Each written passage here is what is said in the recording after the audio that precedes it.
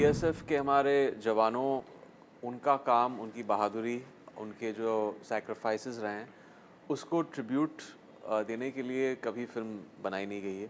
I think एक ऐसा mission जो उनके illustrious I would say run में 50 इयर्स में एक डिफाइनिंग उनका मिशन और ऑपरेशन था। हमारे नेशनल सिक्योरिटी की हिस्ट्री में एक डिफाइनिंग ऑपरेशन रहा है। बहुत ही एक्स्ट्रॉर्डनरी कहानी है जो आई फील हमारे सारे सिटीजन्स इनको इस कहानी को देखना चाहिए। बात बन जाती है, फिल्म शूट हो जाती है तो फॉर पोस्टेरिटी रहती है वो आर्काइव्स में। आपको एक्यूरेसी की तरह उस कहानी को पेश करना है ऑडियंस के सामने। एक ऐसी फिल्म है जो बीएसएफ की दुनिया, उनके जवानों, उनके ऑफिसर्स को रिप्रेजेंट करती है। हालांकि हम 18 तारीख को इस महीने के 38 इयर्स के बाद पहला वहाँ पे एक फिल्म प्रीमियर और स्क्रीनिंग होगा जो हम ग्राउंड ज़ीरो के लिए रख रहे हैं। आई थिंक इससे पहले बीएसएफ के हमारे जवानों, उनका काम, उनकी बहादुरी, उनके जो सैक्रिफाइसेस रहे हैं, उसको ट्रिब्यूट देने के लिए कभी फिल्म बनाई नहीं गई है।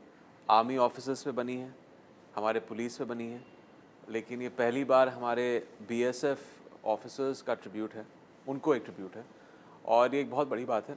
आई थिंक एक ऐसा मिशन जो उनके illustrious I would say run में 50 इयर्स में एक डिफाइनिंग उनका मिशन और ऑपरेशन था। हमारे नेशनल सिक्योरिटी की हिस्ट्री में एक डिफाइनिंग ऑपरेशन रहा है। तो एक बहुत बड़ी बात है और एक बहुत ही एक्स्ट्रॉर्डनरी कहानी है जो आई फील हमारे सारे सिटीजन्स इनको इस कहानी को देखना चाहिए और इन्फॉर्मेशन के तौर पे और एक एंटरटेनमेंट के तौर पे भी। तो जब भी हम आर्मी की बात करें, बीएसएफ की बात करें, तो कंधों पे एक बहुत बड़ी जिम्मेदारी आती है। जब भी हम यूनिफॉर्म की बात करते हैं, तो क्या आपको आपके कंधों पे इतनी बड़ी जिम्मेदारी लगी कि आप किसी को, एक आर्मी ऑफिसर को रिप्रेजेंट कर रहे हैं स्क्रीन के ऊपर?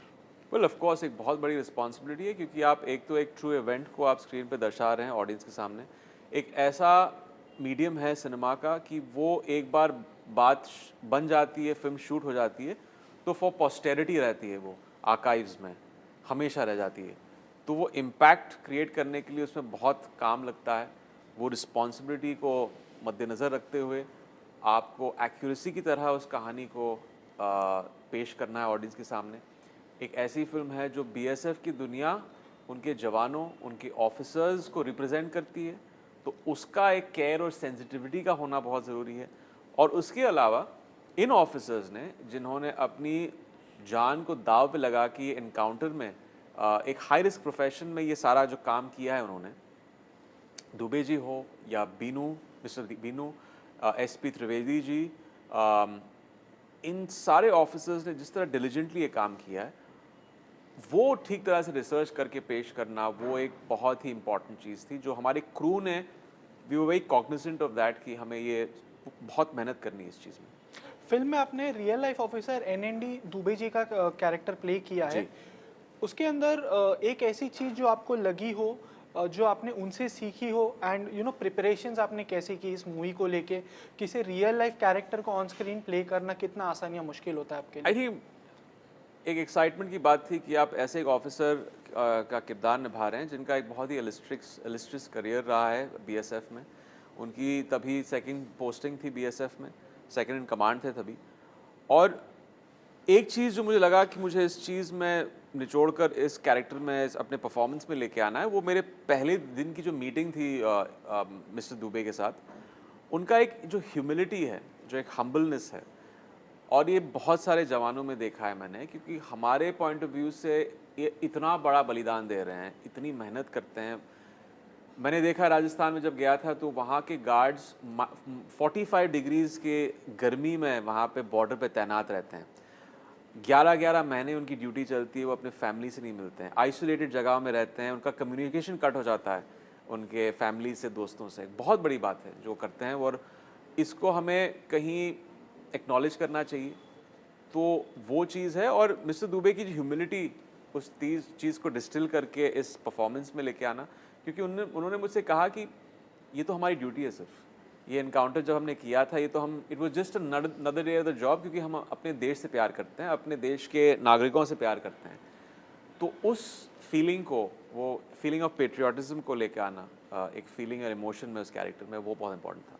फिल्म में जो ऑपरेशन दिखाया गया है वो कश्मीर वैली में जो इंसिडेंट हुआ था उस पे दिखाया गया है। सो कश्मीर को लेके आपका क्या पर्सपेक्टिव था पहले, एंड शूटिंग के दौरान जब आपने कश्मीर को देखा, वहाँ के लोगों को देखा, एंड शूटिंग के बाद फिल्म बनने के बाद आपका पर्सपेक्टिव कितना चेंज हुआ है कश्मीर को लेके या वहाँ के लोगों को लेके? वेल, जैसे हम जब जानते हैं कि कश्मीर अपनी हिस्टोरिकल, पॉलिटिकल, जियोग्राफिकल टेंशन्स की वजह से दुनिया का सबसे सेंसिटिव और कॉम्प्लेक्स जगहों में से एक है।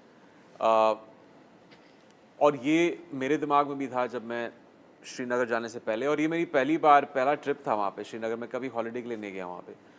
इतनी खूबसूरत जगह, जब आप वहाँ पे लैंड करते हैं, डल लेक का नज़ारा, वहाँ की सड़कें, खुली सड़कें, वहाँ के पहाड़, साफ़ हवा, जो एक क्लीनलीनेस है वहाँ पे, वो आपके दिल में और दिमाग में रह जाती है। आई थिंक अभी पिछले 10-12 सालों में जो एक इंसिडेंट रेट हो गया है टेररिस्ट अटैक्स का, सरप्राइज अटैक्स का, इंसर्जेंसी का, काफ़ी हद तक कम हो गया है। तो एक सिक्योरिटी की फीलिंग आई वहाँ पे। वहाँ के लोग भी बहुत अच्छे थे, अदब से बहुत रिस्पेक्टफुली वो पेश आए, बहुत सपोर्टिव थे, बहुत प्यार मिला हमें श्रीनगर में। और ये परसेप्शन हमारा चेंज होना चाहिए कश्मीर के प्रति और श्रीनगर के प्रति। वहाँ पे मैंने देखा कि बहुत सारे टूरिस्ट भी आने शुरू हो गए हैं। हालांकि हम 18 तारीख को इस महीने के 38 इयर्स के बाद पहला वहाँ पे एक फिल्म प्रीमियर और स्क्रीनिंग होगा जो हम ग्राउंड ज़ीरो के लिए रख रहे हैं, जो एक बहुत बड़ी बात है, एक लैंडमार्क और एक हिस्टोरिकल इवेंट है जो हम श्रीनगर में रख रहे हैं 18 को, 3 दिन बाद। और ऐसी इवेंट्स और फिल्मों को करनी चाहिए श्रीनगर में, सिर्फ टूरिज़्म के हिसाब से नहीं, एक वहाँ पे एक नॉर्मलसी लेके आने के लिए, क्योंकि ताकि वहाँ के लोगों को भी ये लगे कि अच्छा ये एक बॉलीवुड आ रहा है वहाँ पे, अपनी फिल्मों को शोकेस ये लोग कर रहे हैं। तो आई थिंक वही है, और लोगों को इस चीज़ में पार्टिसिपेट करना चाहिए और लोगों को जाके वहाँ शूटिंग करनी चाहिए, क्योंकि मैं खुद कह रहा हूँ कि वहाँ पे एक सिक्योरिटी कंसर्न हमारा था ही नहीं। क्या कोई ऐसी बकेट लिस्ट में आपके ऐसे कोई कैरेक्टर्स है जो आप ऑन स्क्रीन प्ले करना चाहते हो, जो अब तक आपको मौका नहीं मिला हो?